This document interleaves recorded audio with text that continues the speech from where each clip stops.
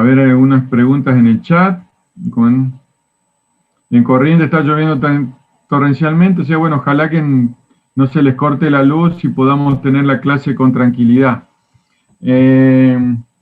Antes de arrancar, entonces decía, aparte del saludo, ¿alguna pregunta con respecto a lo que conversamos ayer, chicos? ¿Alguna duda, alguna consulta luego de que haya decantado lo que hemos conversado ayer en la tarde, en la clase de ayer? Profe, ¿cuándo van a dar el alta del canal de Slack? Ahí eso ya seguramente lo estarán habilitando, posiblemente ya los profesores de práctica, Dominga y Gabriela, y también la van a ir habilitando.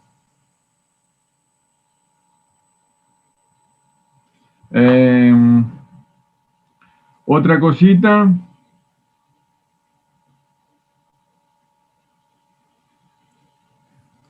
Ustedes ya tienen como actividad inicial obligatoria, ya está en el aula virtual, ya tienen ustedes en el aula virtual como actividad inicial obligatoria, decía, una encuesta de condiciones iniciales, que es obligatoria la respuesta, digamos, le va a llevar un par de minutos, no le va a llevar más que eso, así que, tienen, creo que hasta el martes que viene a las 6 de la tarde tienen para realizarlo, o sea que no se olviden, y es obligatoria, de cumplimiento obligatoria, y es uno de los requisitos que ustedes tienen que cumplir para lograr la regularidad o la aprobación directa, ¿está? Ahí veo la pregunta de Carlos Ferreira en el chat respecto a la ordenanza publicada en el campus, ¿para qué sirve? 1705, honestamente no. Es acerca de la licencia estudiantil, responde Dominga. Honestamente no sé de qué me estás hablando, Carlos. Después lo voy a investigar, pero en este momento no sé de qué me estás hablando. No sé qué se publicó, no vi nada distinto en el campus. Yo no presté atención al menos. Así que, bueno, Dominga ya te está explicando de qué se trata, así que cualquier duda ella te va a responder también por línea privada. ¿Alguna otra consulta, chicos?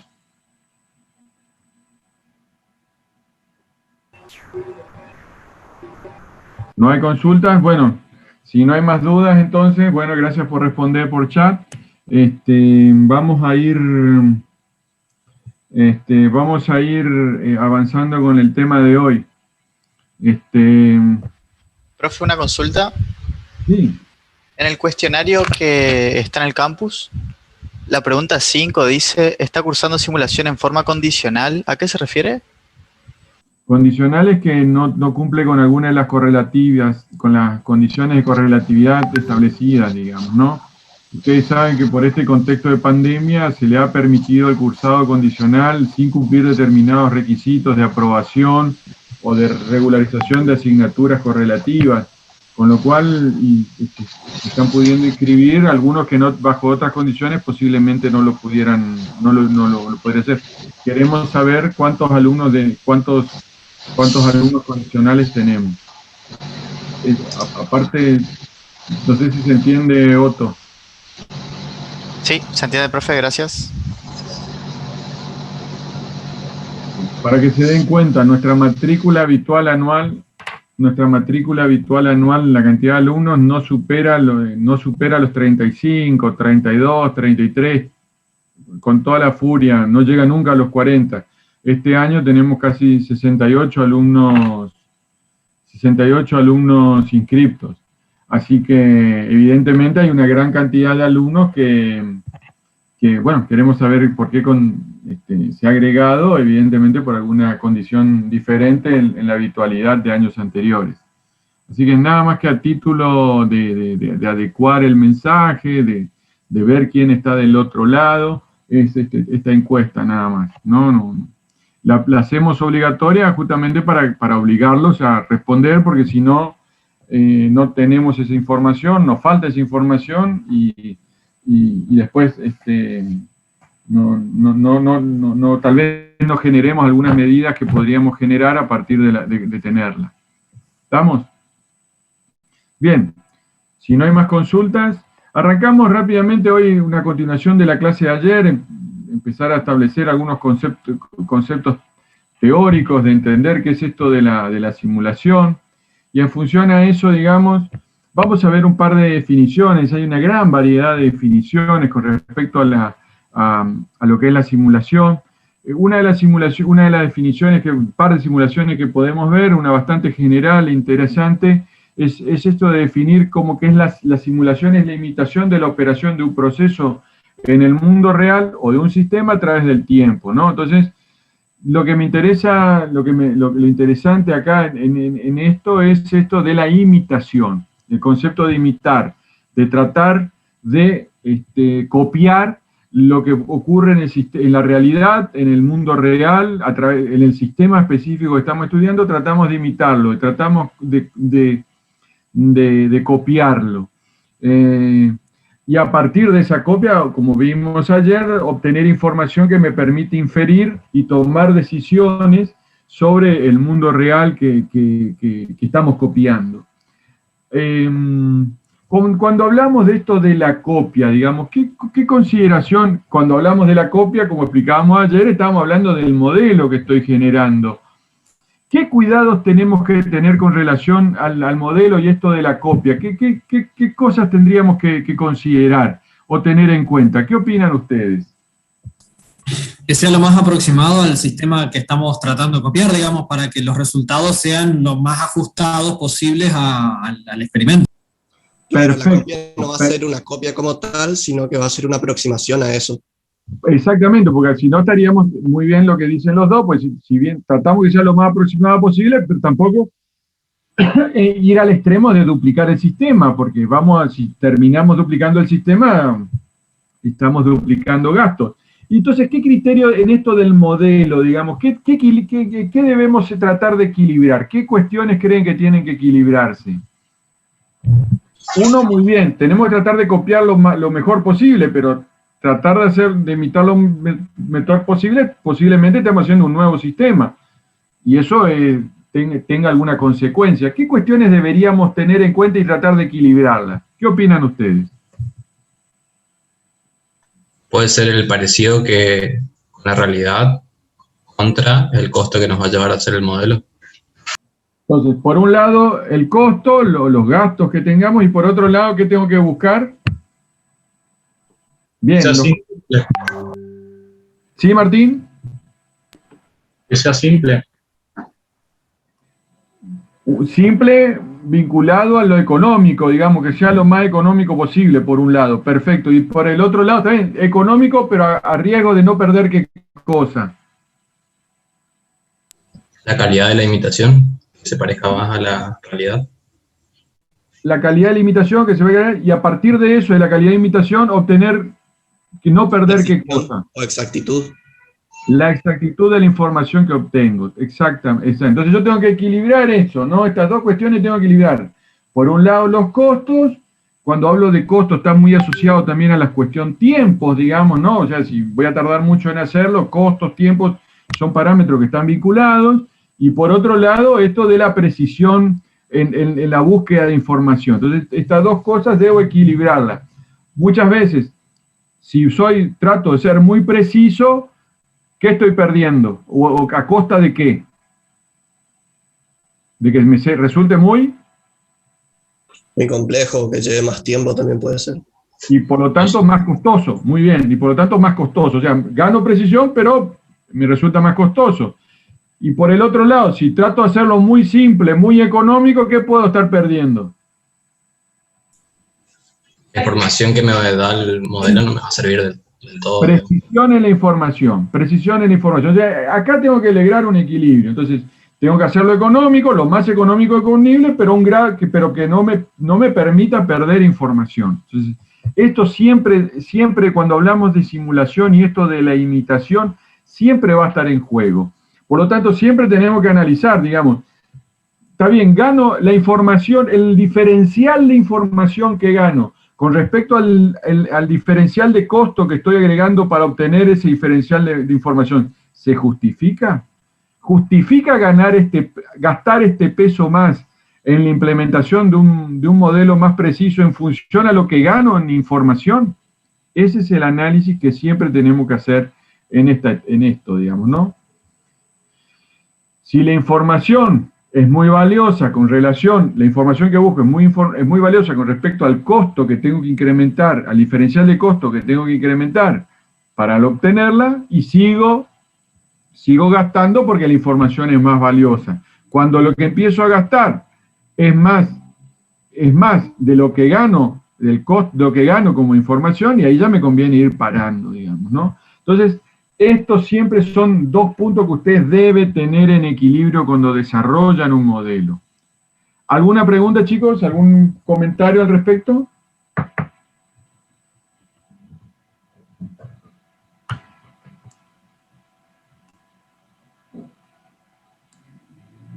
Bien, voy a leer un poquito el chat, veo que hay algunas participaciones en el chat, a ver si hay algo que se agrega a lo que estamos diciendo. Realidad y complejidad, no tener en cuenta todos los outliers posibles, el límite de alcance del sistema, obviamente lo que buscamos, la información que queremos decir en función a los límites, y es tener en cuenta las características más importantes a la hora de hacer un modelo. Sí, están aportando. Entonces, estas dos cuestiones tenemos que tener en equilibrio. Otra definición que me interesa porque nos acerca mucho más a lo que estamos trabajando y a las herramientas que vamos a utilizar para generar esa información, nos dice, a partir de lo que dice García Duna, García Reyes y Cárdenas Barrón en su libro, dice: la simulación se refiere a un gran conjunto de métodos y aplicaciones que buscan imitar, nuevamente el concepto, la idea de imitar, el comportamiento de sistemas reales, generalmente por medio de una computadora con un software apropiado. O sea, acá un poco más lo que nos dicen es, la imitación la vamos a hacer, esto de copiarlo vamos a hacer utilizando una computadora y un software apropiado. Estamos, o sea, lo que voy a copiar lo voy a hacer a través de esa herramienta.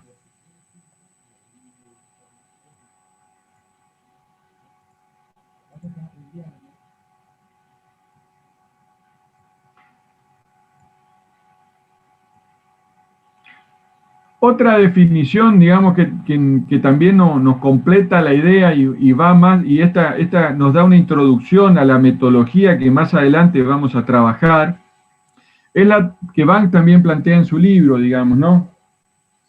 La simulación implica, y esta definición para mí es, usted la tiene que saber, para entender lo que vamos a hacer, la tiene que entender como el Padre Nuestro, digamos, ¿no?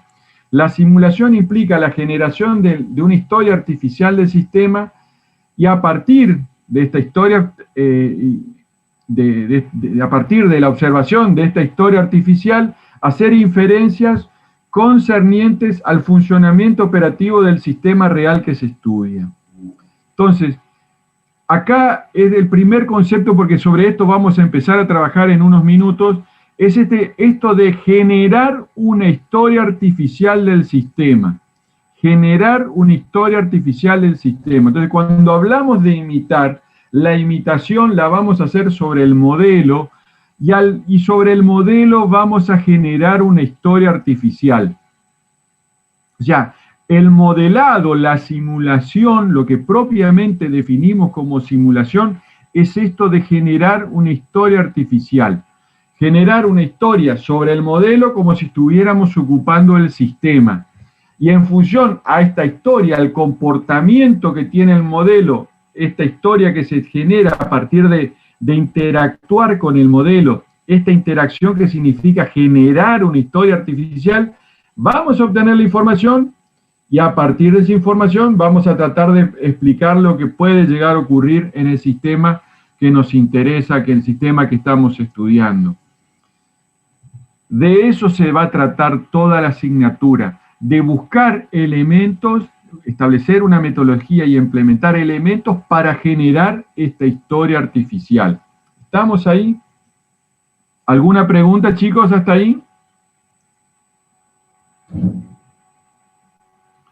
La simulación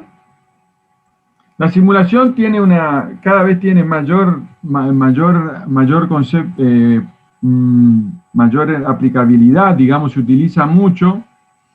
Y lo vamos a encontrar fundamentalmente, y vamos a ver algunos ejemplos en el desarrollo de la asignatura, en procesos de manufacturas, en plantas industriales, y vamos a ver, inclusive vamos a llegar a ocupar algún tipo de software para eso, te permite simular, entender, comprender qué es lo que está ocurriendo en plantas industriales, en procesos de manufacturas, en sistemas públicos, en sistemas de transporte, y al ver cómo funciona, simular cómo funciona frente a nuevas alternativas, frente a nuevas condiciones, tomar decisiones sobre estos modelos.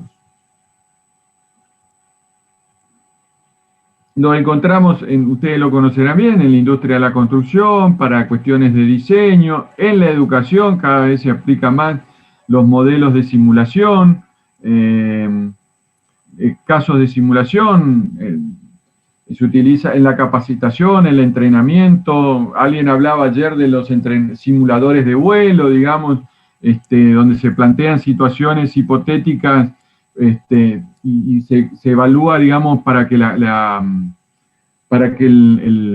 persona bajo capacitación, bajo entrenamiento, tenga una determinada reacción o evaluar sus reacciones frente a determinados estímulos. Entonces, el campo de el entrenamiento artificial también se puede utilizar. Perfecto, Martín, sí, tal cual. Entonces, los campos son cada vez más amplios con respecto a la simulación. Cuando un poco ya lo veíamos ayer, ¿cuáles son las ventajas de utilizar la simulación? ¿Qué ventajas? ¿Por qué la utilizamos como herramienta? Y como lo veíamos ayer, digamos, ¿no? Puede ser analizar los sistemas, sin necesidad de crearlos. Alguien hablaba ayer de la creación de determinados prototipos, un ejemplo. Entonces, antes de generar un gasto, un alto gasto, un gran gasto en el desarrollo de un producto final completo, genero algún prototipo para hacerle las pruebas correspondientes. Ejemplos, digamos, no sé, prototipos a escala que se los someten a túneles de viento para ver sus reacciones, digamos, ¿no? Entonces genero un prototipo, genero un modelo, y eso me permite inferir el comportamiento a futuro, digamos, ¿no? Otra cuestión es que tiene la simulación, que uno puede manejar la cuestión del tiempo. Entonces, puedo acelerar los tiempos en esto de la generación de una historia artificial, puedo generar o acelerar los tiempos. El reloj de mi simulación puede ir a una velocidad mayor que la normal, de manera tal que con mayor rapidez puedo inferir qué puede llegar a pasar en el futuro, o al revés, puedo hacerlo avanzar el reloj de una manera más lenta para ir viendo con mayor detalle lo que está ocurriendo. Me permite entender el porqué del sistema, me permite estudiar las partes del mismo, explorar alternativas, posibilidades, me permite identificar los problemas, a partir de esto de estudiarlos y entender, ver dónde pueden estar los problemas y así identificar cuellos de botellas, limitaciones, restricciones que el modelo y el sistema plantean. Me permite, a partir de esto, mostrarle a terceros lo que se está desarrollando, mostrarle a terceros, de manera tal de al que ver cómo funciona, mostrarle en el contexto que funcionaría, puedo generar en terceros un mayor convencimiento y entiendan la propuesta de uno, lo que uno quiere desarrollar, generar convencimiento, lograr el entendimiento, buscar un consenso sobre una propuesta de trabajo, o una propuesta de diseño, una propuesta de desarrollo, y con esto trabajar para generar condiciones de cambio. Entonces ustedes van a ver, ustedes lo habrán visto miles de veces, un montón de veces, simulaciones de situaciones hipotéticas, y a través de esas simulaciones podemos lograr mostrar qué es lo que ocurriría y generar el convencimiento. Y uno de los motivos fundamentales sobre todo lo que estamos parados acá, nos interesa analizar, es encontrar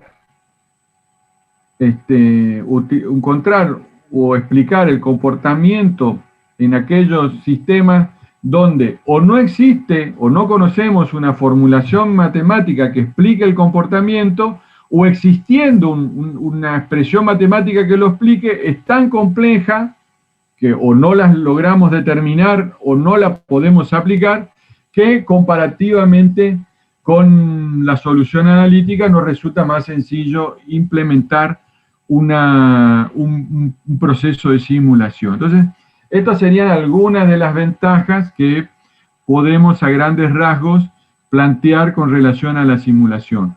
Pero siempre tenemos que no perder de vista estos primeros conceptos que planteaba, digamos, esto de si la información que obtengo en función al costo me resulta más económica, digamos. La precisión de la información con respecto es más costo. Y eso lo comparo con aplicar un método analítico y el costo de implementar el método analítico, la solución, buscar la solución analítica. ¿Está? ¿Cuáles son las desventajas, digamos? Si estas son las ventajas, ¿cuáles serían las desventajas, digamos?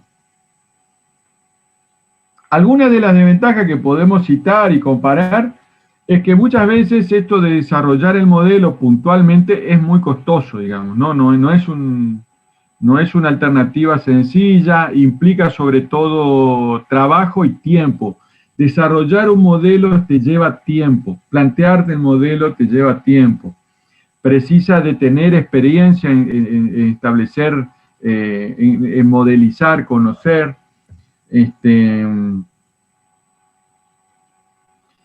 Cuando hablo de tiempo es justamente porque para conocer, interpretar el modelo y tener que interpretar, para generar el modelo, precisa de mucha de observación sobre el sistema, digamos, ¿no? Entonces, tenemos que mirar mucho el sistema para tratar de comprender y modelizarlo. Por eso lleva tiempo.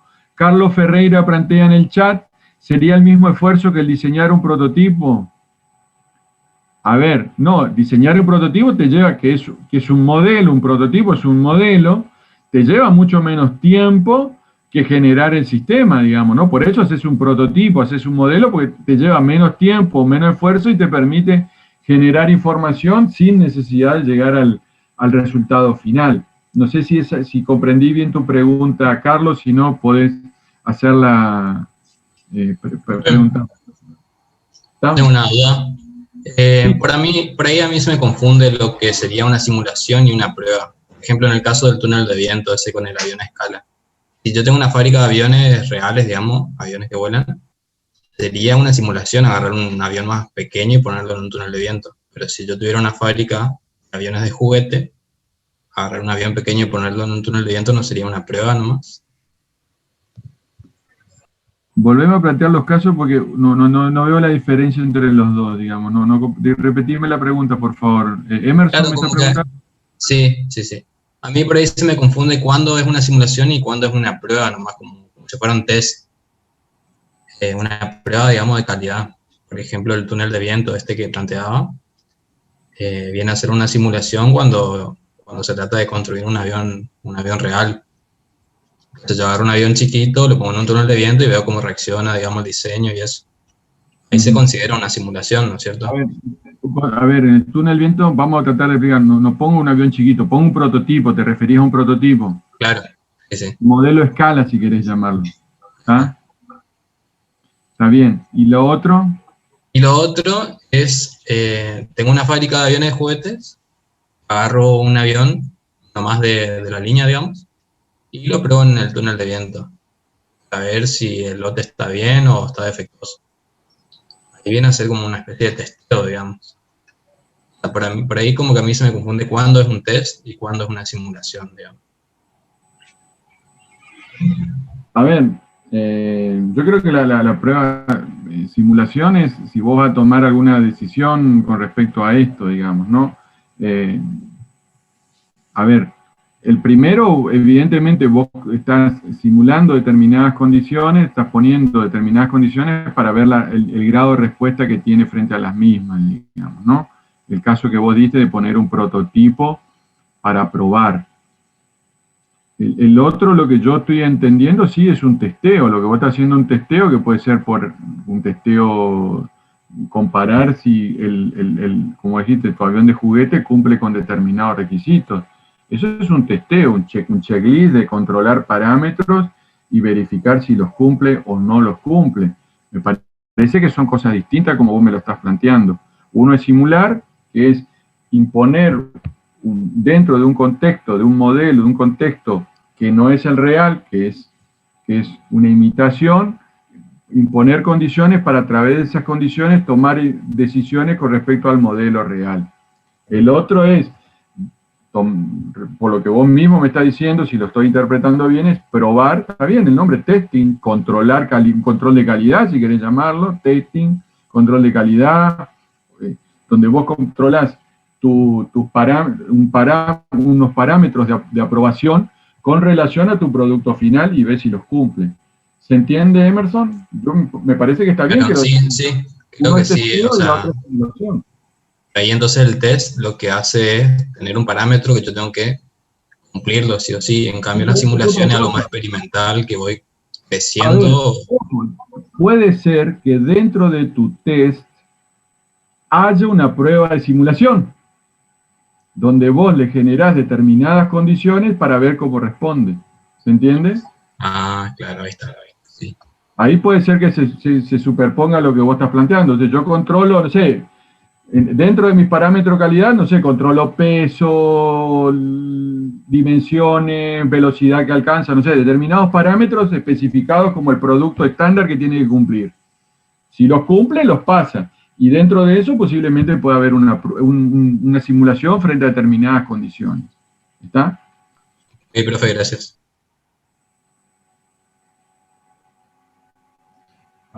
Bueno, ahí Martín plantea algo, lo que estoy viendo en el chat, no sé, creo que hubo un par de aportes mientras estaba hablando con Emerson.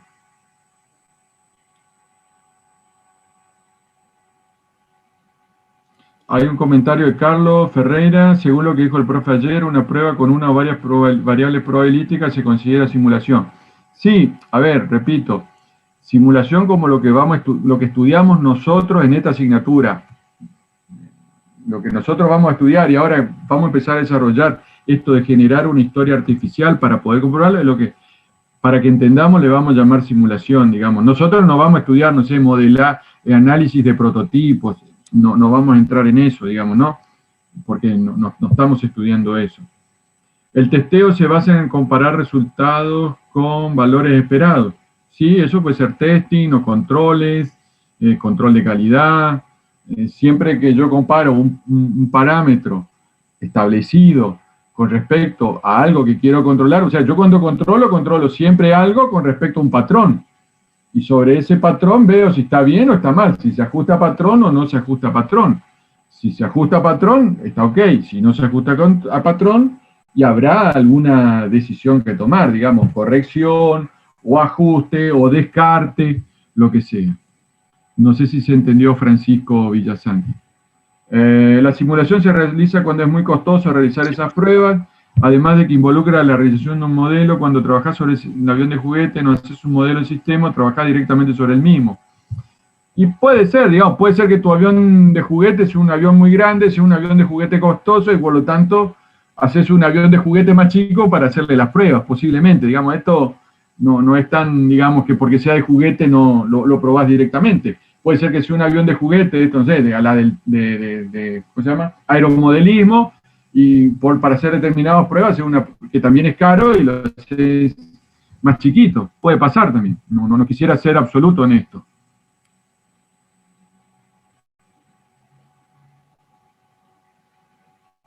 A ver, simulación es una cosa, testeo es otra. A ver, acá voy a la pregunta de Luis Sánchez Negrete. Profe, ¿podría ser que una simulación sería sobre un sistema completo y un testeo sobre una función específica del sistema? No necesariamente, Luis, porque yo puedo hacer un testeo sobre el sistema completo, digamos, ¿no? Y puedo hacer una simulación sobre el sistema completo. O sea, el testeo es una cosa, testeo en control es comparar parámetros, nada más.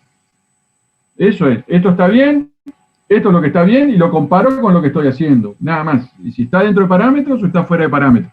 Eso es un control, eso es un testing, un testeo. Simulaciones, probar lo que estoy haciendo para ver qué resultado me da para tomar decisiones. ¿Está?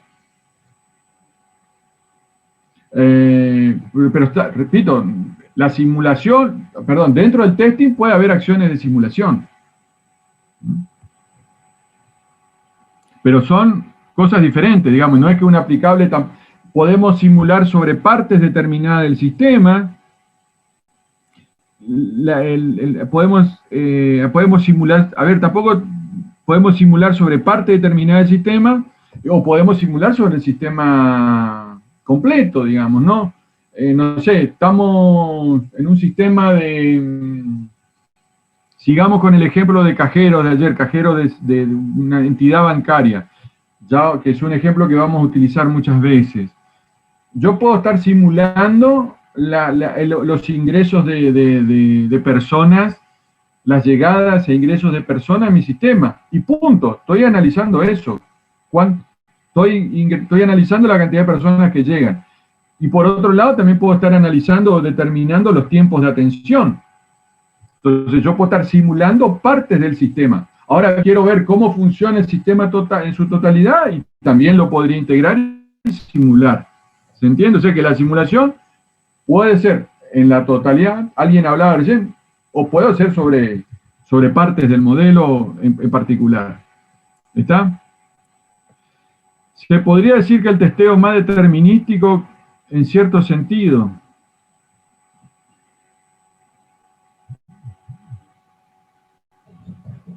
A ver, no. A ver, los testeos como yo lo interpreto, chicos, los testeos, los controles como yo interpreto son situaciones de parámetro y verificación, digamos, ¿no? Y verificación, lo que sí es importante es que los parámetros, tus patrones tienen que estar claramente definidos.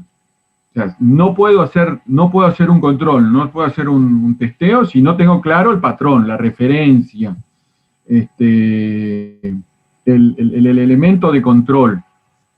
Luego veo que lo que esté haciendo, cómo sale cómo se comporta frente a este patrón. ¿Está dentro del patrón o está fuera del patrón?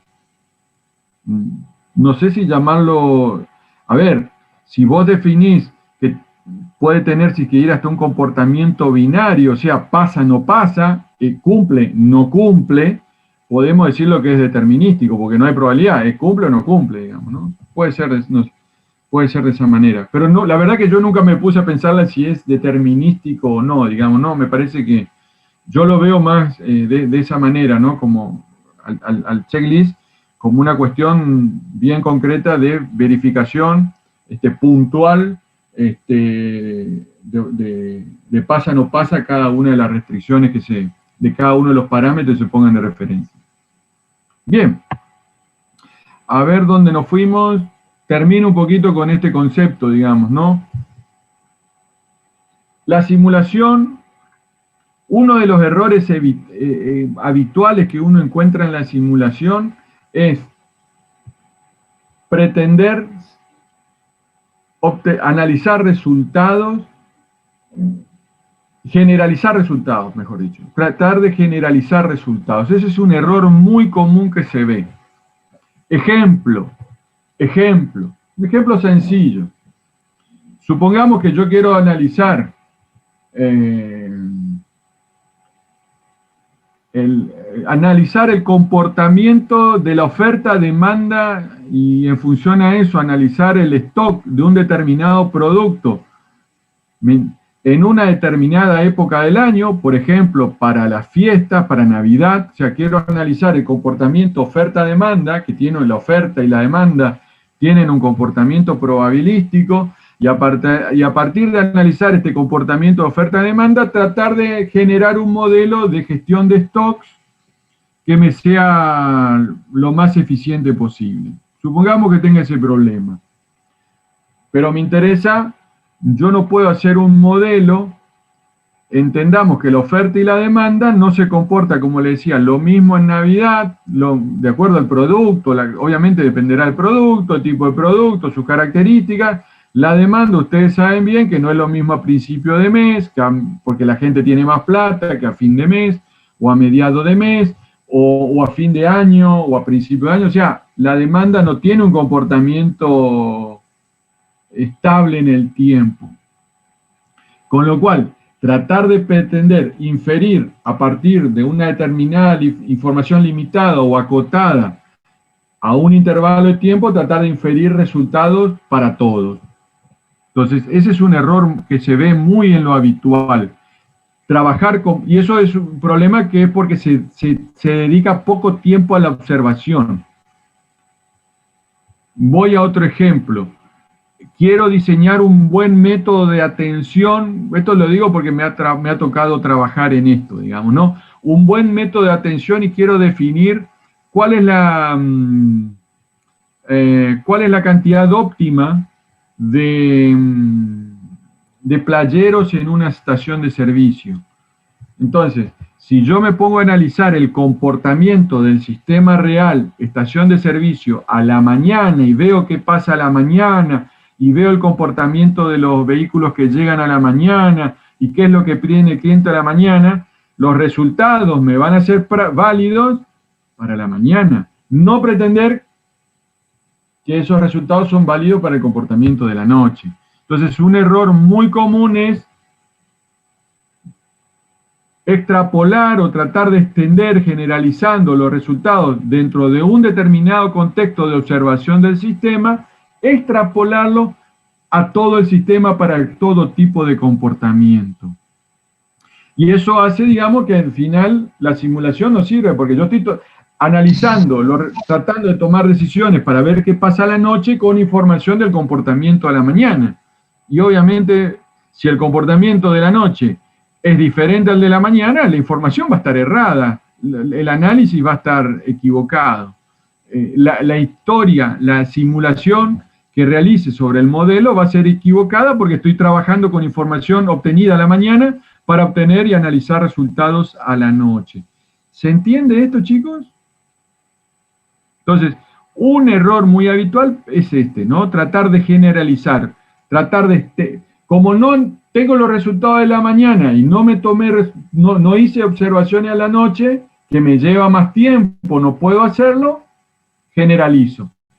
Entonces, ese es un error muy habitual que se observa en la gestión cuando simulamos. La otra cuestión que debemos entender, digamos, que cuando realizamos una simulación, los resultados que obtenemos nunca vamos a obtener un valor puntual específico, nunca vamos a obtener un valor concreto. Lo que vamos a obtener es un rango de valores en donde el resultado se está moviendo dentro de este rango, dentro de una determinada probabilidad de ocurrencia. O sea, el resultado que obtenemos a través de un estudio de simulación es impreciso. Entonces, lo que nosotros vamos a obtener nunca es un resultado, sino es un intervalo. Y que el resultado va a estar con una determinada probabilidad de ocurrencia dentro de ese intervalo. ¿Se entiende esto? Si ustedes entienden esta parte, podemos charlar sobre esta primera parte, lo otro es aplicación, lo otro es receta de cocina, es aplicar metodología, pero es importante que entiendan estos conceptos de manera inicial. ¿Alguna pregunta? ¿Alguien se animaría a darme un ejemplo, antes que lo dé yo? Cuando yo digo que mi resultado estaría dentro de un determinado intervalo con una determinada probabilidad de ocurrencia que se encuentre en este intervalo, ¿alguien se animaría a darme un ejemplo de eso? A ver si me están entendiendo, o construir la respuesta a partir de eso. ¿Alguien se anima? ¿Me podrías repetir, profe? Decía que en un estudio de simulación ustedes nunca van a obtener un resultado analítico, determinístico, puntual. Ustedes van a obtener el resultado, que es un rango de valores, donde el valor que les interesa va a estar dentro de ese rango, con una determinada probabilidad de ocurrencia dentro de ese rango. A ver, Enzo, comentame. Te agradezco mucho el aporte. Dale. Y siguiendo un poco con el ejemplo de los aviones, creo que habían dicho, por ejemplo, se podría probar a qué temperatura queda el motor después de un cierto tiempo de uso. Entonces, la temperatura estaría dentro de un rango, un espectro de temperatura en la que se va a encontrar después de realizar la prueba. Exactamente. No sé si okay. Yo lo entendí, algunos de los compañeros, o sea, si yo hago la simulación, no es que me decís, mira, la temperatura final a los 5 minutos de operación es 95, no sé, 150 grados centígrados, doy un valor al azar. No, lo que vas a decir no es un valor concreto, 150 grados, concreto, específico, sino que la temperatura va a estar, no sé, entre 135 y 156 grados centígrados con un 95% de probabilidad. Otro ejemplo acá lo estaba dando Martín. La cantidad aproximada de personas que puede haber una sala de espera en un lugar. ¿Cómo sería ese ejemplo? O sea, ¿cuántas personas va a haber en la sala de espera? No es 3, 4, no, hay una probabilidad en un determinado momento, por supuesto. No es una cantidad justa, no. La cantidad va a oscilar entre 3 y 8, o entre 3 y 5, ahí después vamos a ver cómo se ajusta eso, entre 3 y 5 con un 95% de probabilidad, o con un 98, 97% de probabilidad. Perfecto.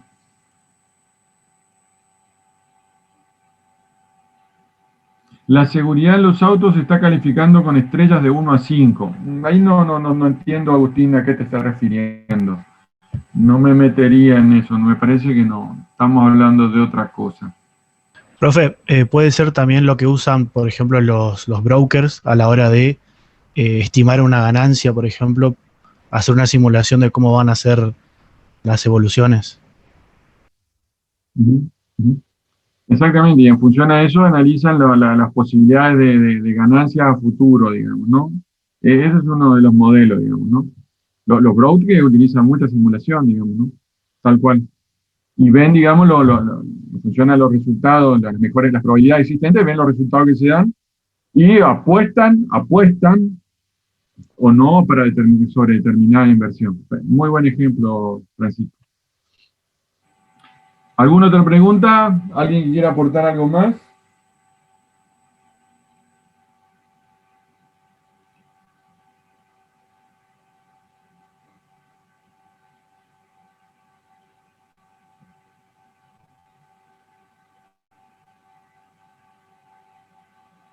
A ver, Nahuel dice, ¿podría ser una simulación de un juego de ajedrez entre dos inteligencias artificiales de complejidad similar, donde el resultado depende de ciertas decisiones que tome una y en otra en punto clave de la partida, tal cual? Entonces, el resultado de... A ver, Nahuel, sigamos tu ejemplo.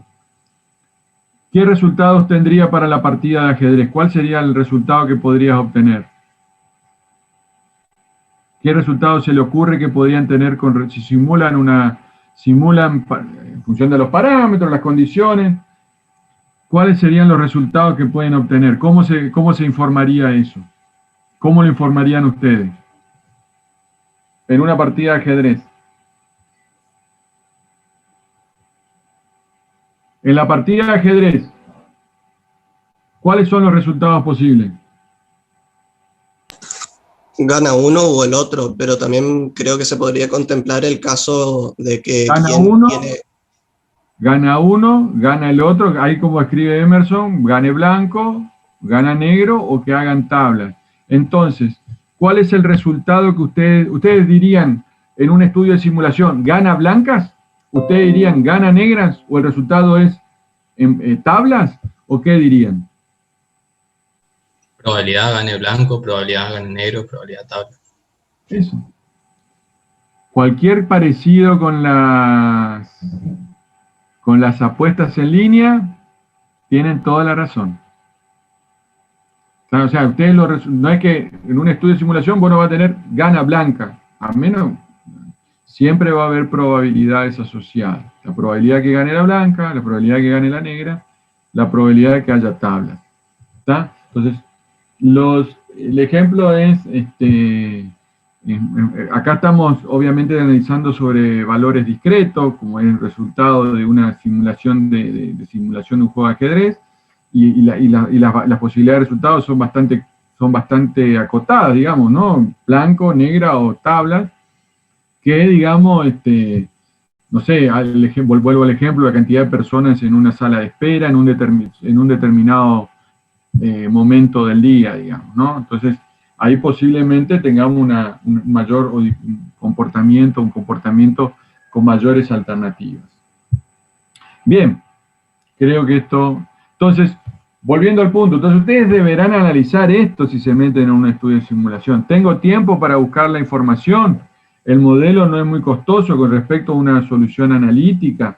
¿No existe ya algún método analítico para estudiar esto que yo estoy tratando de resolver con simulación? Eso pasa mucho, yo lo veo mucho a esto, ¿no? O sea, tratan de plantear un modelo de resolver con simulación habiendo modelos analíticos, matemáticos que ya lo explican y por lo tanto el modelo analítico te está dando un resultado determinístico, exacto, y no tenés esto de estar jugando a las probabilidades.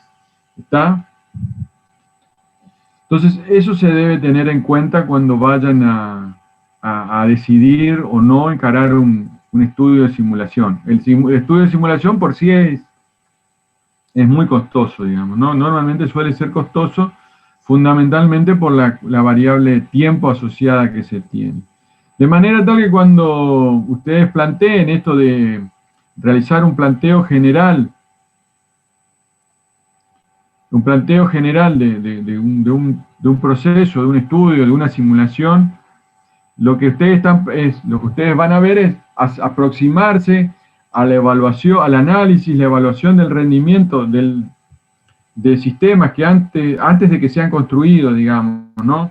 Entonces te permite analizar, evaluar los sistemas antes de que sean construidos, y esto te permite diseñarlos mejor, interpretar el comportamiento a lo largo de las distintas fases, poder anticiparte a su construcción, a su operación, y a partir de eso generar o evaluar los impactos que esto puede generar sobre el contexto, digamos, ¿no? Sobre el sistema ya existente o como reemplazo del sistema existente. Entonces, el planteo general de la simulación tiene que considerar esto, ¿no? Todo de analizar y evaluar las alternativas que nosotros estamos generando como respuesta para tener información que brinde respuesta al comportamiento del sistema.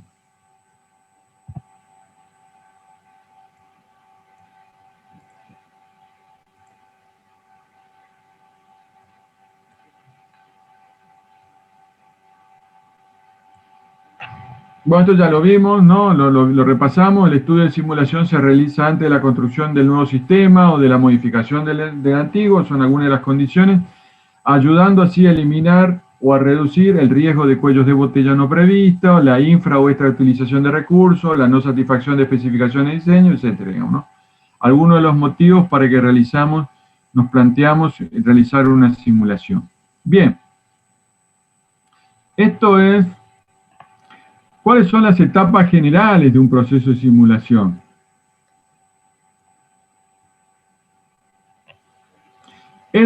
Nosotros planteamos acá, y esto después es pregunta de parcial, chicos, o sea que siempre ténganlo a mano a esta identificación. Nosotros a esta propuesta, este planteo,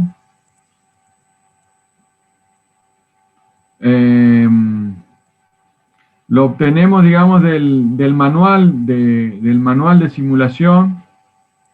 Es un libro que después lo vamos a compartir si es necesario en el aula virtual para que ustedes tengan acceso. Está en inglés, es una traducción del libro de Sheldon, digamos, el manual de la simulación de Sheldon. Sheldon en su libro plantea estas distintas etapas de simulación. Y cada autor, por eso nosotros tomamos esto desde el libro de Sheldon, acá está, digamos, ¿no? El libro es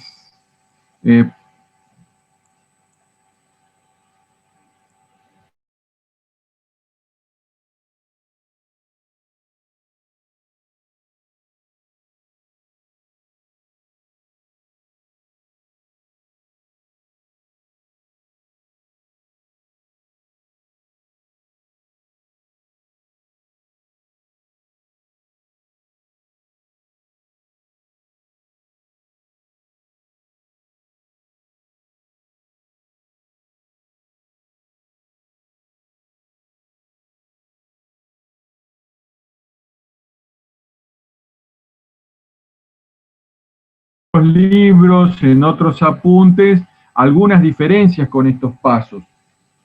Particularmente, acá lo vemos de manera mucho más completa y detallada, y por eso nosotros lo planteamos como referencia. Lo primero que tiene que, cuando van a hacer un estudio de simulación, lo que tienen que tener en claro, plantearse con claridad, cuál es el problema que ustedes están tratando de resolver. ¿Cuál es el modelo, cuál es el problema? Formular y plantearse cuál es el modelo que piensan resolver. Cuando planteamos esto de formular el problema, evidentemente tenemos que tenerlo en claro, digamos, cuál es el objetivo de la simulación, qué es lo que pretendemos, qué información pretendemos obtener con esta simulación, qué decisión vamos a tener con este estudio de simulación, para qué lo vamos a hacer. Esto tiene que estar en claro, digamos, ¿no? Muchas veces, justamente porque tenemos que entender qué información, qué decisión vamos a tener y en qué la vamos a aplicar. Muchas veces, si no tenemos en claro esto y empezamos con el estudio, lo más común que ocurre habitualmente es que no analicemos alternativas de búsqueda de simulación como las analíticas, digamos, ¿no? Que como decía hoy, ya haya métodos analíticos para la resolución del problema y nosotros estemos insistiendo con un estudio de simulación. Entonces, ¿para qué lo necesitamos? Plantear claramente el objetivo. Muchas veces también en un estudio de simulación, ustedes van a obtener determinada información que sirve, no por sí sirve sino que permite con esta avanzar en otras etapas de otra decisión. Eso también hay que tenerlo en claro, digamos, ¿no? Ejemplo, y tomando lo que planteaba el compañero recién con respecto a la cantidad de personas en una línea de espera o en una sala de espera, cantidad aproximada de personas que pueden en una sala de espera. Digamos, yo me planteo como objetivo determinar la cantidad de personas en un determinado momento en una sala de espera, en un determinado contexto. ¿Por qué? Porque yo quiero decidir si amplío o no la sala de espera. ¿Por qué? Porque tengo la sensación de que la gente está incómoda, entonces tengo que decidir si la voy a ampliar. Si en función a una mayor afluencia de gente que espero tener frente a determinadas condiciones, que la simulo, veo si el tamaño de la sala de espera actual me resulta conveniente, la cantidad de sillas que tienen resulta la cantidad apropiada, con lo cual el objetivo, el problema que tengo yo es no determinar la cantidad de personas en espera. Mi problema es decidir si voy a agrandar o no la sala de espera y en consecuencia de eso si debo comprar o no más sillas, por ejemplo. ¿Se entiende? Acá el dato es la cantidad de personas en espera, pero a partir de ese dato que me brinda la simulación, lo utilizo para tomar la decisión que es el objetivo de mi problema. No es lo mismo hacer un estudio de simulación, decirme, che, ¿cuántas personas hay en espera en un determinado momento? Que eso es una cosa, que estudiar para tomar la decisión si amplío o no la sala de espera. ¿Mm?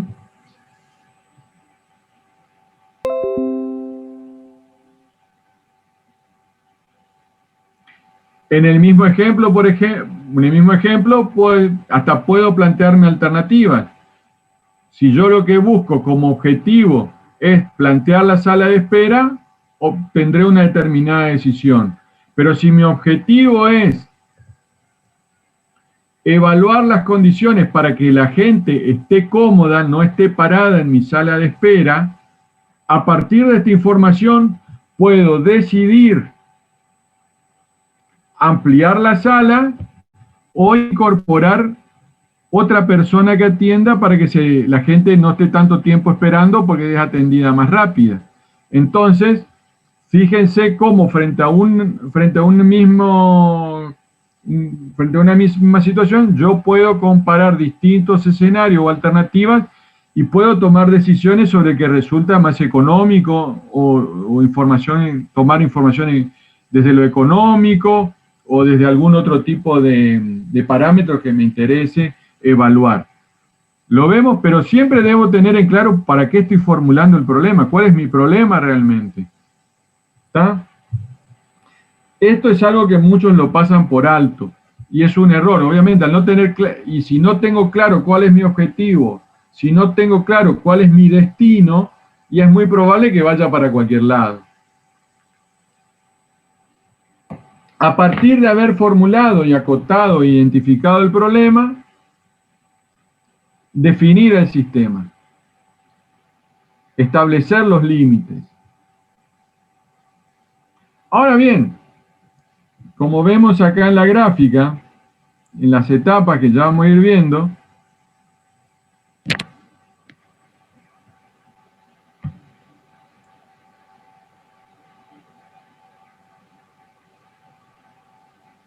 al ir planteando los objetivos y el modelo, se me fue para el otro lado, ahí está. Debemos ir definiendo el sistema, cuál es el alcance, a partir de definir el modelo, cuál es la formulación, empezar a definir el sistema, ya empezar a formular el modelo que se adecue. Esto lo podemos hacer en paralelo. Podemos empezar a colectar datos, podemos empezar a obtener información. Estos son pasos que uno, en función a la característica del sistema y el modelo que vayamos armando, podemos tener distintos grados de avance. Acá viene el análisis que planteaba al inicio, esto de buscar el equilibrio entre la precisión y el costo, la precisión y los tiempos. A partir de colectar información, la colección de información me permite interpretar el sistema y formular el modelo. Entiendo mejor el sistema, me permite ir definiendo el modelo y voy viendo, a partir de lo que veo en el sistema, ver cuál es el modelo más adecuado, equilibrando tiempos, costos con la precisión que estoy buscando de acuerdo al objetivo. Normalmente esta etapa de colectar datos, de buscar información, es la que lleva más tiempo.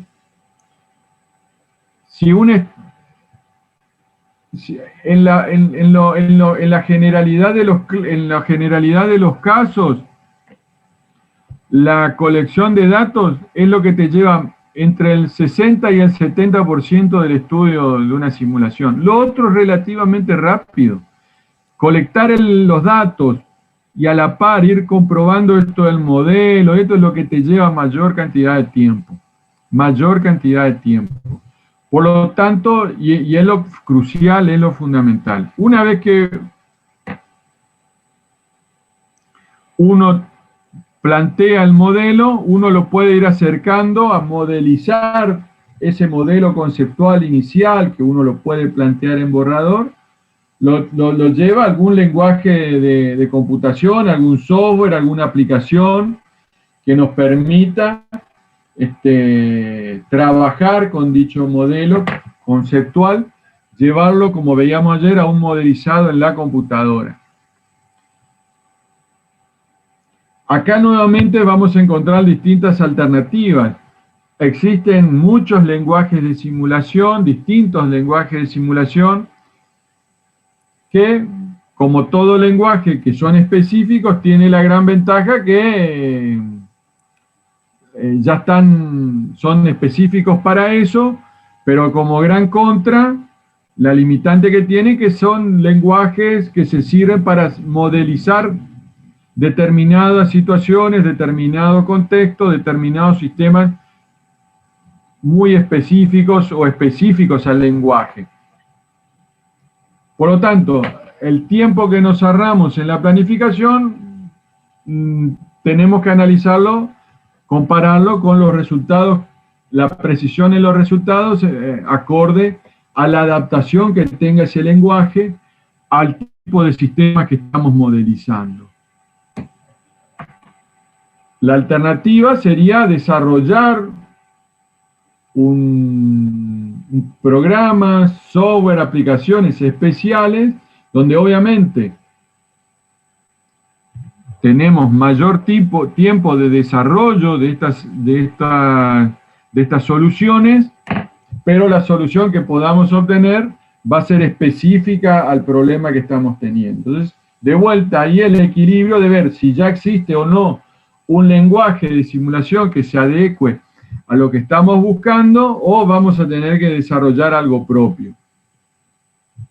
Habiendo planteado el modelo de simulación y teniendo ya el modelo conceptual vinculado al sistema real bajo estudio, tenemos dos etapas muy importantes. La verificación.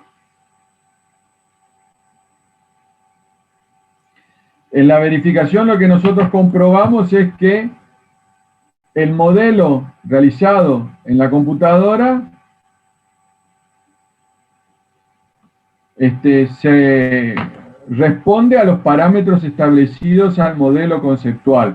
Verificamos que lo que conceptualmente habíamos establecido en el modelo se cumpla en el planteo del programa desarrollado. Si eso se verifica, saltamos a la etapa de validación, digamos, ¿no? Y acá lo que hacemos es empezar a correr el modelo y analizar si los resultados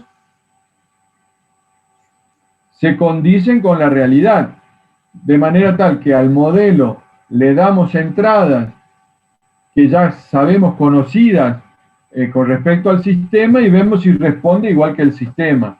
Si evidentemente, frente a los estímulos que sometemos al modelo, las respuestas son diferentes, el modelo responde diferente a lo que respondería el sistema y no lo podemos validar, estamos teniendo algún problema. Entonces, cumplidas las etapas de verificación y validación, estas son etapas también que muchas veces se pasan por alto. Existe el apuro de ir rápidamente a la búsqueda de resultados y no analizarlos. Estos son los errores más comunes en un estudio de simulación. Así como hay un error muy rápido en tratar de generalizar resultados a partir de observaciones, de pocas observaciones de la realidad, los errores más comunes son errores de verificación y validación. No hay un testeo, un control con relación a los resultados que da el modelo frente a un comportamiento conocido del sistema. Si ya en los comportamientos conocidos el modelo no se comporta igual, ¿cómo será entonces en aquellas situaciones donde queremos unas respuestas desconocidas? Habiendo planteado esto, la otra etapa es el diseño de experimentos. En el diseño de experimentos ya de antemano forma parte de todo el trabajo en conjunto, es decidir puntualmente cuántas corridas, cuántas corridas va a tener la simulación, cuántas corridas son necesarias para lograr un objetivo determinado, cuáles son las pruebas estadísticas que vamos a utilizar. Eso hay que definirlo de antemano. ¿Cuáles son las pruebas estadísticas? ¿Cuáles son las corridas? Esto me imagino, diseño de experimento, ustedes ya lo habrán visto. Esto es propio de estadística, ¿no? Esto ya lo habrán visto en estadística, donde ustedes definen cuál va a ser el muestreo, cuáles son las cantidades de corridas, cuál es la tasa, el nivel de aceptación que le van a dar a los resultados, cuáles son las probabilidades que van a otorgar al intervalo de aceptación. Todo eso deben diseñarlo, establecerlo en el diseño de experimentos.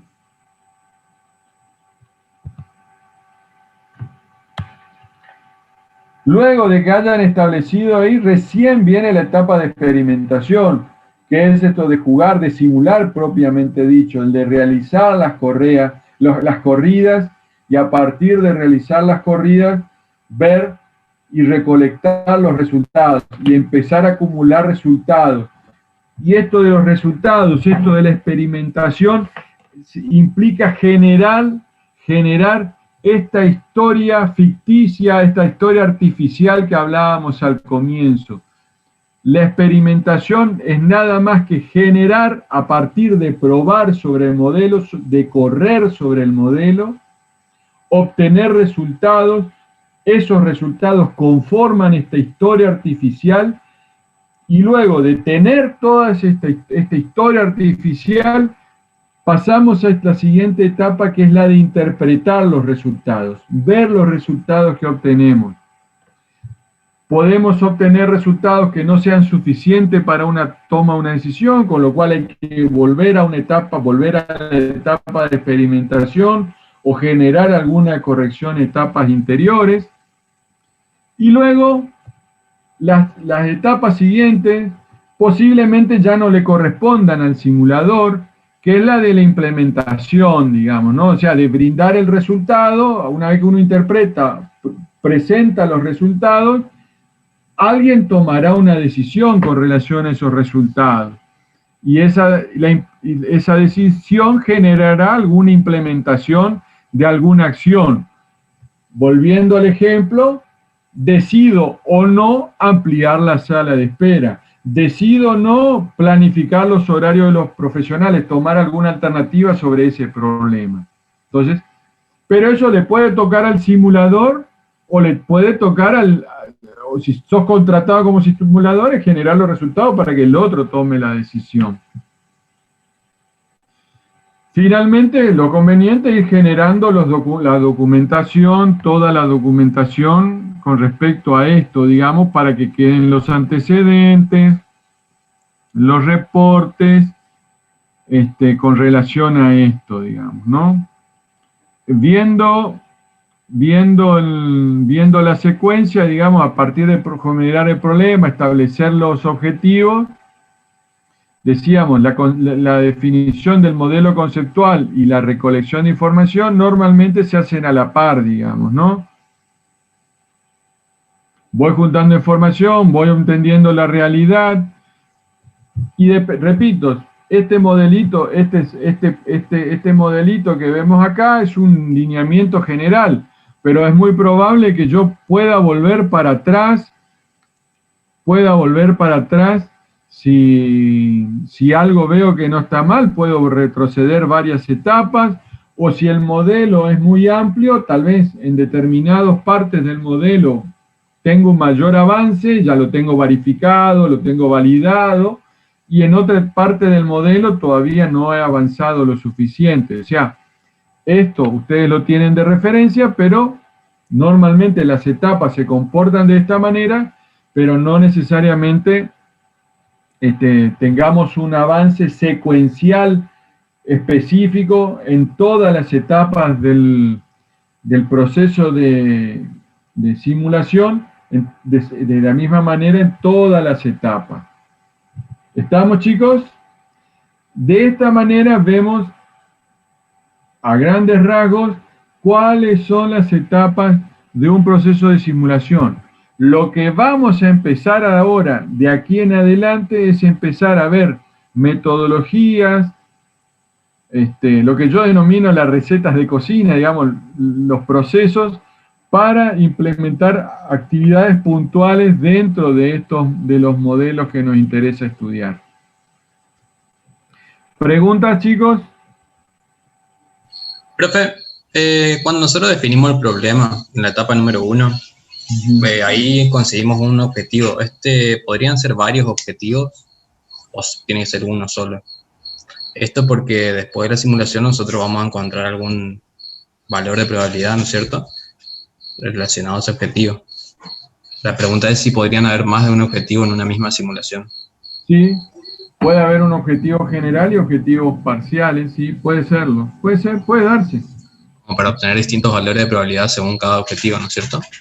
Y entonces si existen... No, ahí te freno un poquito. ¿Cómo dijiste? Repetime lo último. Como para obtener como resultado de la simulación varios valores de probabilidad, uno para cada objetivo, digamos.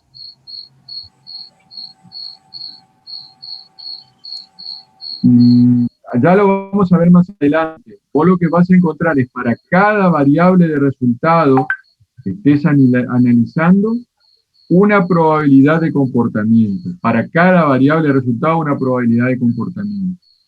Entonces, para cada variable de resultado, en función a esa probabilidad de comportamiento de esa variable de resultado que estés analizando, tomarás una dada, te servirá para tomar una determinada decisión en función al objetivo que te planteas. ¿Está? La pregunta era porque para cada variable de resultado, puede ser que tengamos este esquema que vemos acá, este algoritmo, una para cada variable.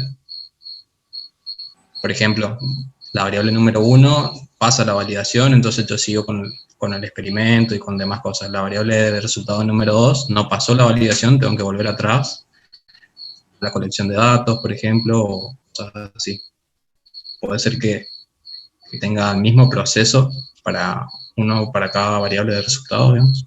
Sí, pero si en cada variable de resultado vos tenés un objetivo determinado, digamos, ¿no? Sí. Ahí sí. Ahora bien, si vos tenés un objetivo general y objetivos parciales, posiblemente obtengas información para los objetivos parciales, pero hasta que no tenga todas las variables de resultados parciales obtenidas, no va a poder tomar decisión sobre el objetivo final, digamos, sobre el objetivo general final. ¿Se entiende esto? Sí. ¿Comprenden lo que estamos hablando con Emerson? ¿Queda claro? Ya, ojo que acá vos no tenés una variable de resultado, distintos resultados. No, vos tenés un solo resultado con un determinado comportamiento de esa variable de resultado. ¿Ah? Claro, por ejemplo, en la sala de espera. Sí, decilo. ¿Emerson? Uy, justo se le habrá cortado. ¿Hola? Bueno.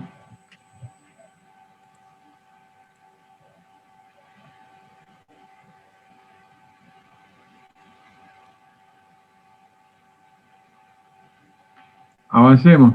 Vamos a esperar un minuto, si se conecta, no. ¿Cuáles son las cuestiones clave a considerar cuando uno habla de un estudio de simulación?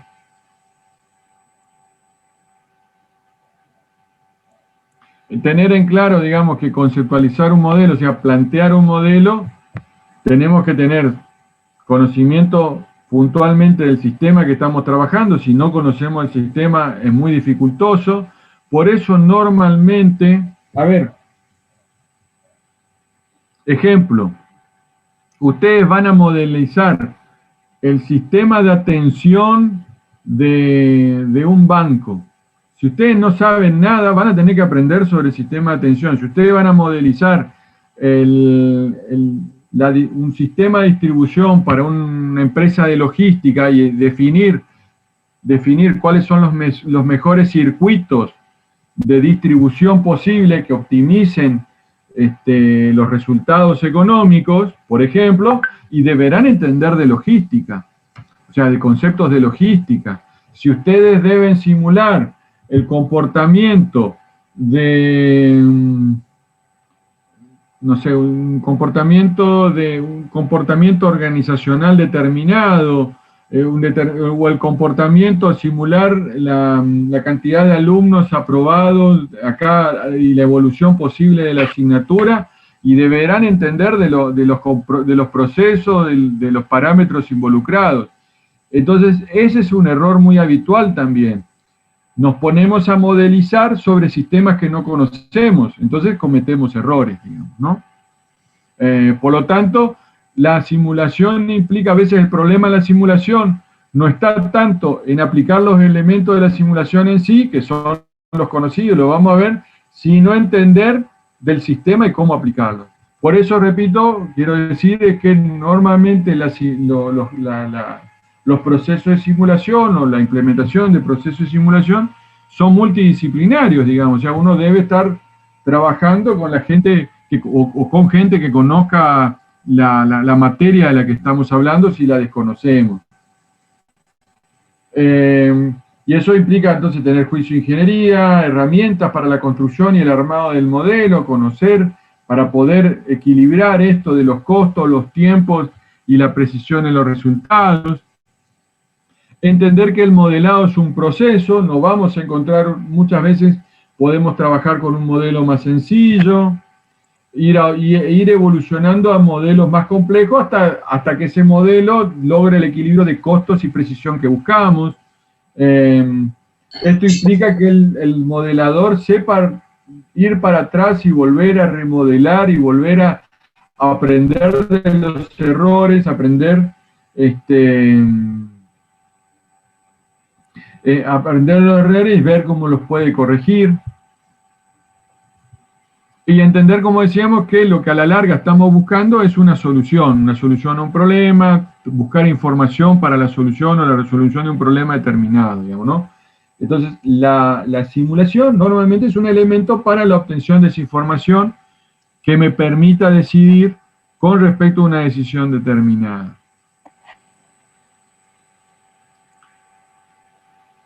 Bien.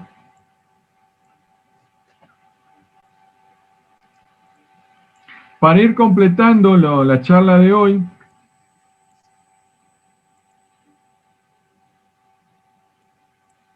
vamos a comenzar. ¿Hay preguntas con respecto a esto conceptual? Porque vamos a entrar ya en otro tema. ¿Preguntas sobre esto conceptual que acabamos de ver? ¿Con consultas sobre las etapas, sobre alguna cuestión puntual?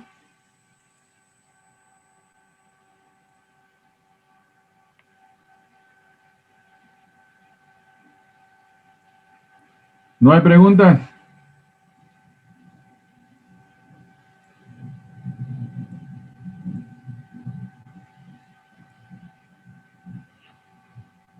Bien, a ver acá en el chat, creo que entraron algunas cuestiones. Bueno, gracias a lo que están respondiendo. El insumo, vamos a empezar a hablar de los números pseudo aleatorios, digamos, ¿no? Los números pseudo aleatorios son el insumo fundamental para todo estudio de simulación. Decíamos cuando veíamos las primeras definiciones, que un estudio de simulación implica generar una historia artificial. Con lo cual, lo que ocurre en la realidad, yo la estoy viendo, tomo información de la realidad, lo observo, lo registro, lo filmo, lo grabo, lo anoto, eso pasa en la realidad. A partir de esa información yo debo recrear lo que observo, lo que pasa en la realidad, debo recrearlo en la computadora, debo recrearlo en papel y lápiz de última, pero debo recrearlo, debo imitar esa realidad, imitarla en la computadora para generar esta historia artificial. Ahora bien, ¿cuál es el insumo que utilizamos para empezar a generar esta historia artificial? Son los números pseudo aleatorios. Entonces, lo primero que vamos a ver es cómo generarlos y cómo asegurarnos de que estos números pseudo aleatorios que estamos generando son realmente pseudo aleatorios y por lo tanto otorguen una aleatoriedad, un comportamiento probabilístico acorde a lo que estamos buscando, digamos, que realmente el comportamiento del modelo esté acorde a la función de probabilidad que hemos visto en la realidad. Y no que estemos sometiendo al modelo, a la influencia, a nuestra influencia, a la influencia del simulador. Entonces, si sometemos el modelo a la influencia del simulador, los resultados van a ser resultados que responden a esta influencia y por lo tanto son resultados que están contaminados, son resultados que no nos sirven para tomar decisiones. Por lo tanto, como son el insumo fundamental, es importante entenderlos, cómo generarlos y cómo verificar que realmente sea pseudo aleatorio. Preguntas hasta ahí, esto puede resultar un poquito denso, pero me gustaría si hay alguna pregunta al respecto. ¿Qué interpretan en esto de generar? ¿Qué interpretan ustedes de esto de generar una historia artificial? A ver si me están comprendiendo. ¿Alguien me lo puede explicar? Y podría ser que tomamos algunos atributos de la computadora, en este caso, por ejemplo, que podrían llegar a ser aleatorios, como la temperatura, y aplicar algún otro cálculo sobre estos valores para obtener un valor que esté en el rango de las variables que nos interesan. De esa forma obtenemos cierta aleatoriedad. Algunas cositas están. A ver, otro. A ver, vamos construyendo el concepto. Yo estoy viendo una determinada realidad. Esa realidad tiene un determinado comportamiento probabilístico y yo debo replicar esa realidad en mi modelo en la computadora. Y a partir de replicarlo, obtengo resultados que conforman esto que denomino la historia artificial. ¿Cómo creen que se hace esto? Generar una historia artificial sería obtener los valores que nos entrega el modelo ante diferentes estímulos. Muy bien, Martín. Y va mi pregunta. ¿Cómo deberían ser estos estímulos?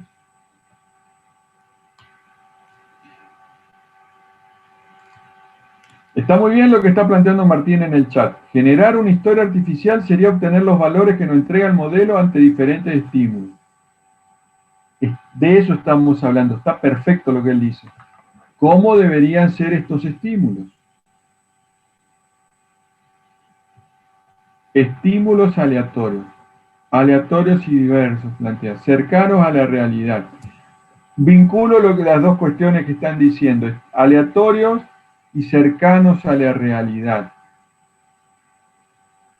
Entonces, yo no puedo, utilizando las palabras de Martín, yo no puedo poner cualquier estímulo, cualquiera que a mí se me ocurra, porque ahí estaría poniendo mi influencia sobre el modelo, por lo tanto los resultados van a estar influenciados por mí, y los resultados no me van a permitir.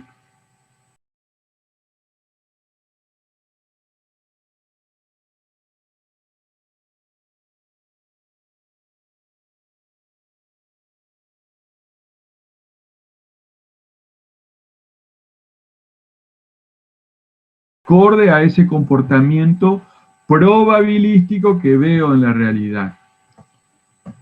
Entonces, ese estímulo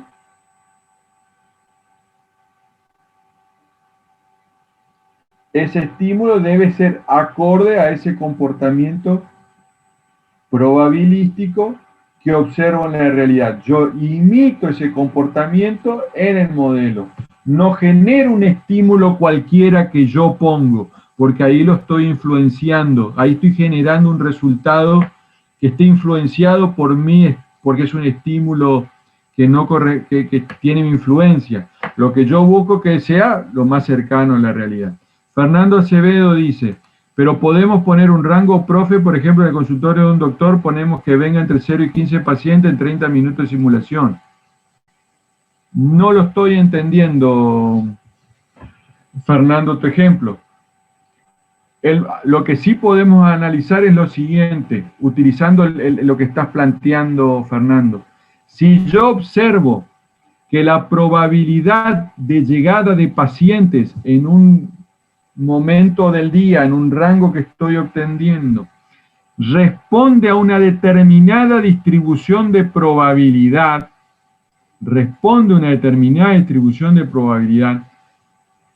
yo imito el comportamiento en mi modelo y busco que el estímulo que yo meto en el modelo responda a la distribución de probabilidad que estoy viendo en la realidad. ¿Se entendió, Fernando?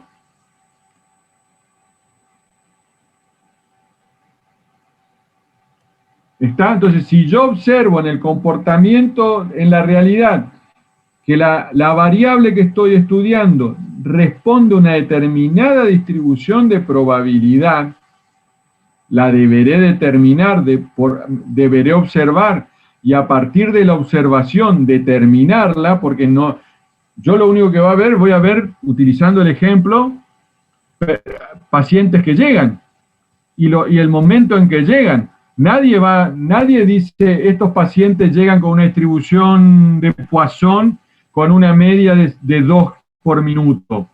No, tenés que determinar el comportamiento.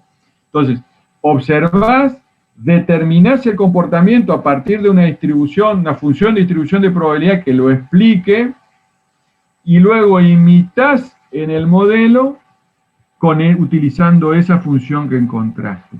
De eso se trata. De eso decimos. Y para hacer esto, ¿qué preciso? Números aleatorios. Entonces, si yo pongo cualquier número para generar la distribución de probabilidad, ya estoy contaminando. La mejor manera de no contaminar es poniendo números aleatorios, digamos, números pseudo aleatorios. Si yo pongo cualquier número para obtener la distribución de probabilidad, está mi influencia. Si yo pongo un número aleatorio para obtener los resultados de la probabilidad del comportamiento, realmente estoy logrando un comportamiento absolutamente libre de la influencia del simulador. Martín dice, ¿por qué son pseudo aleatorios y no aleatorios? Excelente pregunta que lo vemos a ver ahora. Ya, y luego viene lo de Luis, vamos por parte de la pregunta. A ver, ¿por qué los llamo pseudo aleatorios? Y yo después, para no andar diciendo pseudo aleatorios, voy a cortar y voy a hablar de aleatorios nada más. Pero ¿cuál sería la diferencia entre un pseudo aleatorio y un número aleatorio? ¿Me lo podrían explicar? ¿Tienen alguna idea?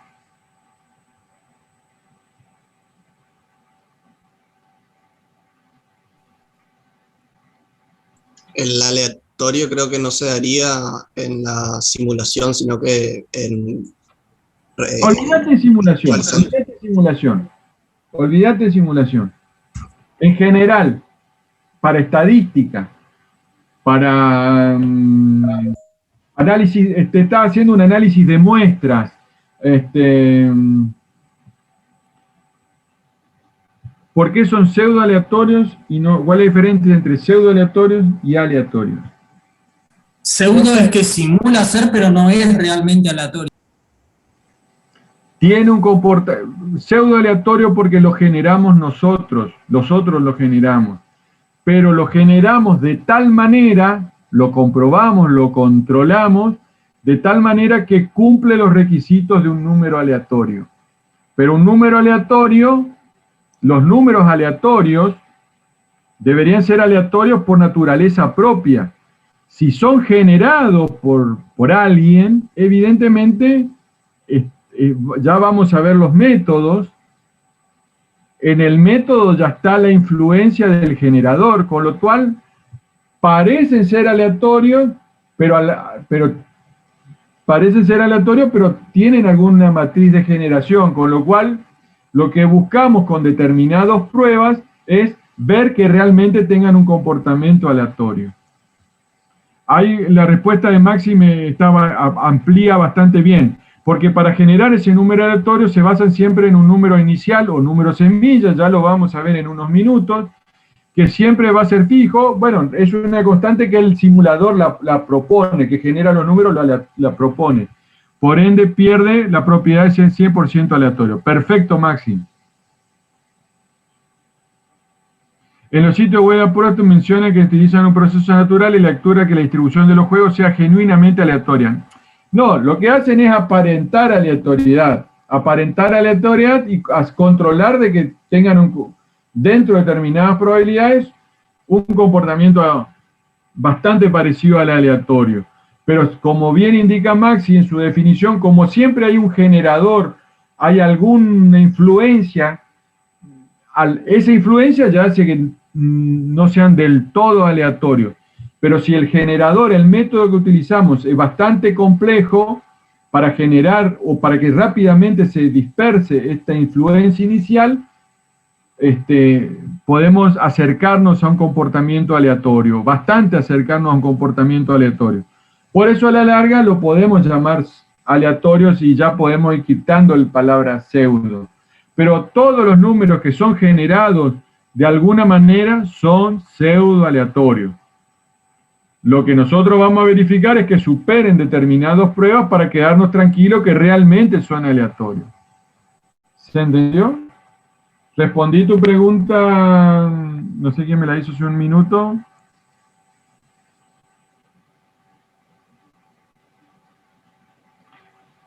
Bien, no recuerdo quién la hizo, por ahí atrás. Sí, Martín debe haber sido. Gracias, Martín, por la respuesta. Entonces, había otra pregunta que venía después, a ver si no me quiero perder.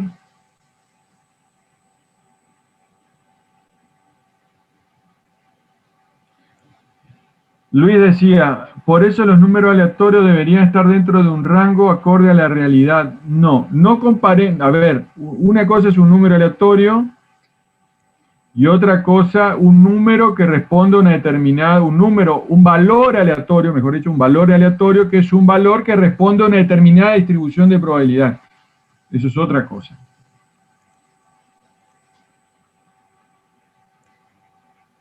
Entonces, para tener en cuenta, para cómo se obtienen los números pseudo aleatorios, digamos, ¿no? La obtención de números pseudo aleatorios puede hacerse de distintas maneras, digamos. Pueden utilizarse listados. Hay montones de libros de estadística que en las últimas hojas, si ustedes buscan los libros de estadística, también en muchos libros de investigación operativa, van a ver que al final tiene listados de números aleatorios, digamos. Ya, alguien se tomó un trabajo de generar los listados y vos podés utilizar esos números aleatorios como insumo, digamos, ¿no? Lo podés utilizar con la calculadora. Si ustedes tienen en sus manos una calculadora científica, muchos de ustedes tienen una calculadora científica, van a observar que tienen la función RAND o RND también, y con inversa RND te devuelve un número aleatorio, digamos. Entonces lo puedes generar con la... O en el Excel, utilizando la variable aleatorio, eso lo vamos a ver la semana que viene. Pueden ustedes generar números aleatorios, digamos, pseudo aleatorios.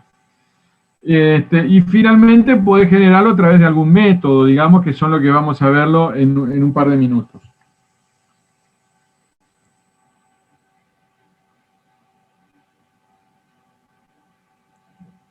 Carlos dice, ¿vamos a usar Excel? Sí, la semana que viene vamos a utilizar Excel. Vamos a empezar a usar Excel un poco para ver esto. Estamos explicando, hoy lo explicamos y la semana que viene vamos a tratar de, hoy lo damos teórico y la semana que viene lo aplicamos un poquito mejor. Ustedes manejan, me imagino que dominan el Excel, ¿no? ¿Cómo viene con el Excel, chicos? No sé si alguno me quiere contar. ¿Cómo andan con el Excel? Sebastián dice que bien. ¿Alguno más? ¿Algún otro?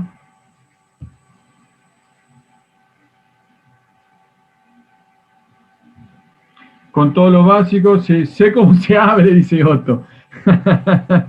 No, tablas dinámicas no vamos a utilizar acá. No vamos a llegar a utilizar acá. Pero sí, yo creo que en las cuestiones mínimas básicas van a poder manejarlo. Así que Otto, tratar de ir un poquito más allá de lo básico, de saberlo abrirlo. Aparte, chicos, todo ingeniero, a ver, el ingeniero tiene que manejar el Excel. No sé, yo todo el día estoy arriba del Excel, digamos, no sé qué haría si no manejar Excel, digamos, ¿no? El Excel es una herramienta súper práctica, digamos, ¿no? Como dice Dominga, consigan el 365 de la facultad, que lo pueden tener, si ustedes tienen cuenta de la facultad, lo pueden tener, pueden tener la licencia gratuita, todo lo que sea 365, ¿no? De Excel, de Word, todo lo que lo pueden tener, digamos, ¿no? Perfecto. Avancemos entonces. ¿Cuáles son las características que van a tener que tener estos números pseudo aleatorios? Ya lo vamos a ver en la práctica, las pruebas que tiene que superar.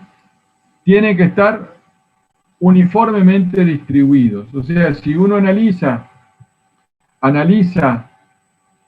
los números aleatorios, son números que tienen una probabilidad, son X probables de ocurrencia entre 0 y 1. Entonces, un número aleatorio es un número que tiene una distribución uniforme de ocurrencia entre 0 y 1.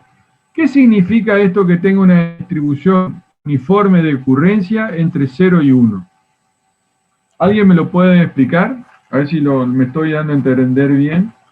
Un número aleatorio es un número que tiene una probabilidad uniforme de ocurrencia entre 0 y 1. ¿Qué significa eso?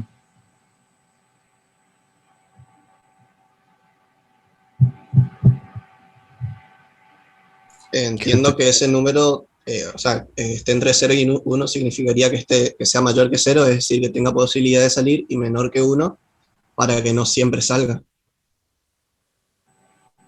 Ahí veníamos bien, es un número entre 0 y 1. ¿Qué sería dentro que eso que no siempre salga? Es decir, si es 1, significaría que siempre va a salir, creo. Me gusta más lo que está planteando Nahuel. Que no haya, a ver, que no haya posibilidades de que ahí está, ahí me gustó más lo de Emerson, que los valores que puedan tomar sean igual de probables, o sea, que cualquier número entre 0 y 1 tiene la misma probabilidad de ocurrencia. Eso significa que tenga una distribución uniforme entre 0 y 1. Un ejemplo, la probabilidad de que te salga el 0.11 es la misma que te salga el 1.11111. Cualquier número en el continuo entre 0 y 1 tiene la misma probabilidad de ocurrencia.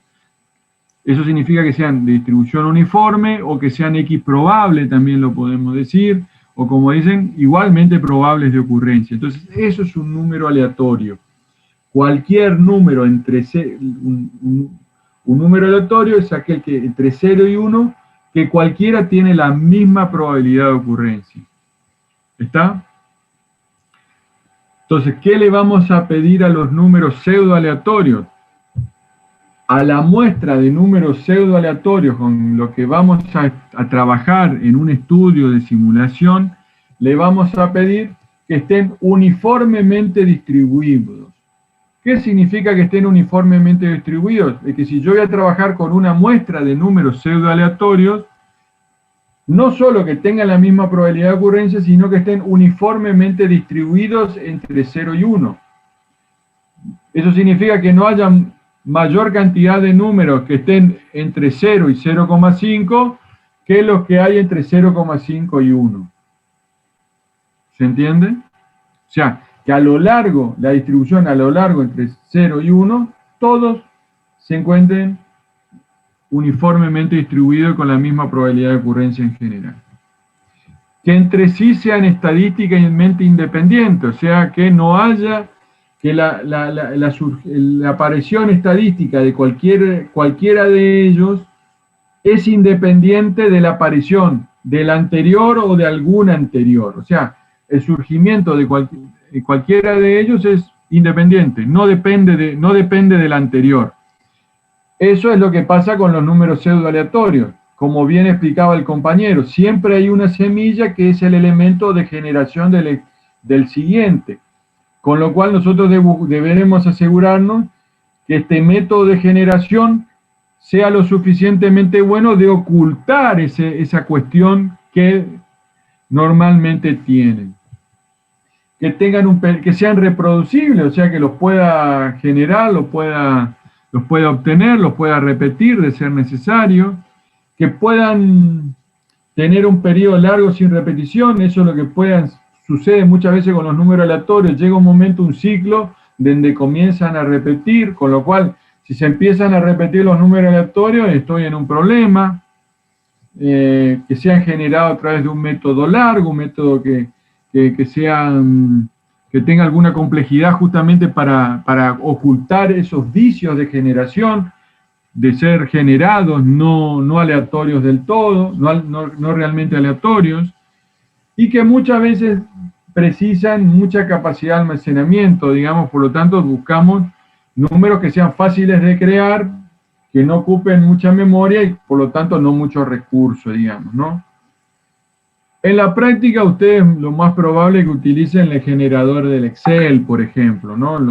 De hecho, lo que vamos a utilizar nosotros en la cátedra. vamos a generar los números con el Excel para poder explicarlo rápidamente.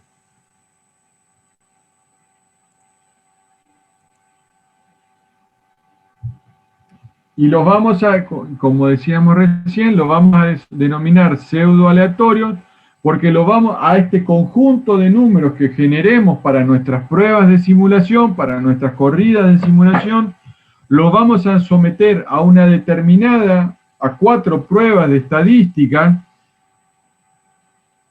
para confirmar realmente que esta muestra, que fue generada por algún método en particular, tiene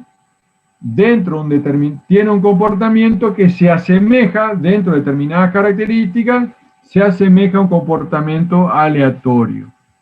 ¿Está? Entonces, lo que vamos a hacer en la práctica es generar paquetes de números pseudo aleatorios, a los cuales vamos a someter a pruebas estadísticas para ver si ese paquete de números reúne los requisitos de ser considerados aleatorios. Si algo no se entiende, ya lo vamos a ir desentrañando, me frenan y lo explicamos. Algunos de los métodos, digamos, son el método, ustedes lo van a ver más, lo van a ver en la práctica esto, en detalle en la práctica, pero son métodos de tipo congruencial, el mixto, el multiplicativo, y donde rápidamente, porque esto no, de hecho, es para que lo van a aplicar en la práctica, vemos cómo se generan a partir de una semilla, digamos, de una constante que ustedes sugieren, y a partir de allí van generando números pseudo aleatorios. Por ejemplo, utilizamos de semilla una constante A, una constante C, un valor inicial X y un M de 8. Entonces, aplicando esta expresión, vamos generando números pseudo aleatorios, ¿no?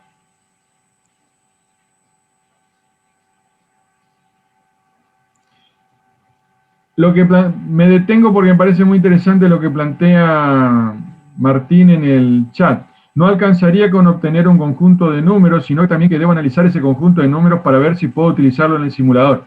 Exacto, Martín. De eso se trata.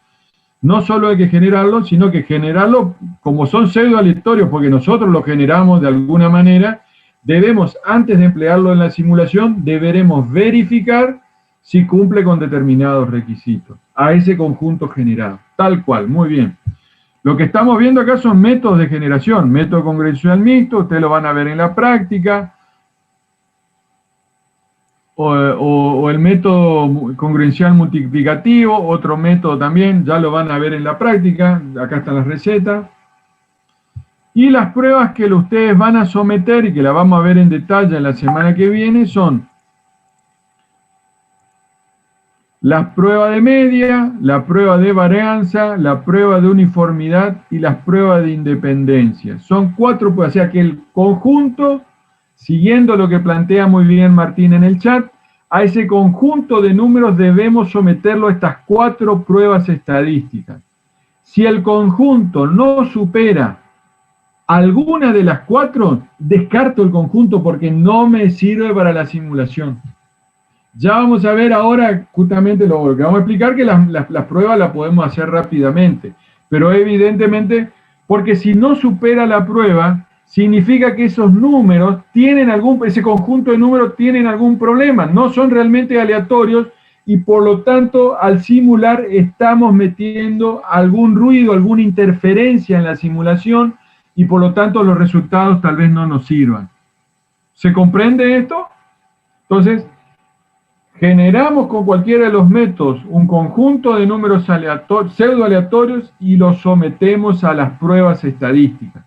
Y al obtener estos números, si superan las pruebas, recién los puedo utilizar en la simulación. Y esto es el insumo para la simulación. Nos vamos a detener, les pido, yo esto ya les voy a ir subiendo. ¿Podría dar un ejemplo en simulador concreto en que se genera un conjunto de números que no sea apto para utilizarlo en simulación? ¿Algo simple? Sí, lo van a ver en la práctica. Cualquiera de estos métodos multiplicativo congresual mixto, resuélvanlo ustedes y van a ver que enseguida le puede empezar a generar empieza a repetirse los números generados. Pruébenlo ustedes, cualquiera de estos métodos, léanlo, apliquen la formulita y van a ver que al generar 10, 12 valores se empieza a repetir posiblemente. Entonces, por eso siempre hay que controlarlos o hay que comprobarlos.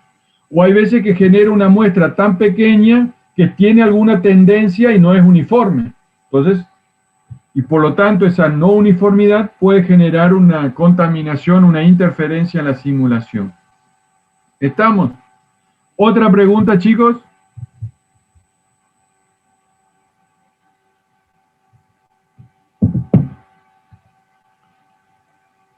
¿No hay preguntas? Bien. Vamos a ir cortando la clase, vamos a ir contando la clase entonces. Yo voy a ir subiendo las transparencias en el transcurso de estos días, estas dos PowerPoint, y el lunes que viene vamos a ver cómo generar números aleatorios con el Excel, lo pueden ver ustedes también, y cómo realizar las pruebas de manera sencilla también con el Excel, digamos, ¿no? Para poder, y después ustedes van a probar en la práctica lo mismo que se puede resolver, pero para entenderlo lo van a hacer de manera manual, solamente a efectos de entenderlos, digamos, ¿no? ¿De qué se trata? ¿Preguntas?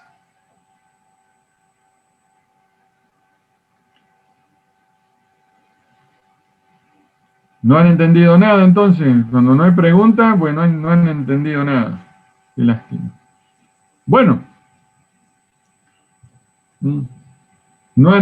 Bueno, tienen, por ahora no, profe, todo claro. Bueno, algunos comentarios, por lo menos en función de algunos comentarios que he visto, algunos por lo menos la están entendiendo, digamos, ¿no? Sugiero al resto que pregunte, pues, si ustedes entienden la metodología, que acá es todavía es un poco difusa, ahora cuando lo empecemos a practicar vamos a ir decantando, pero por eso pregunten. Porque si la simulación es muy simple, si ustedes entienden esto de conceptualmente, de ir entendiendo los pasos de manera conceptual, lo demás es muy simple, porque es repetir recetas de cocina nada más. Pero si esas recetas de cocina no están aplicadas de manera apropiada, por no haber entendido el concepto, y va a salir cualquier cosa. ¿Estamos? Bueno, chicos. Nos vemos, ustedes ya tienen el link para la semana que viene, tienen la encuesta que es obligatoria, que tienen que contestar, y bueno, estamos a disposición a través de los foros, de la mensajería, para cualquier duda a medida que vayan leyendo material, tengan al respecto. Nos vemos entonces. Chaucito. Okay.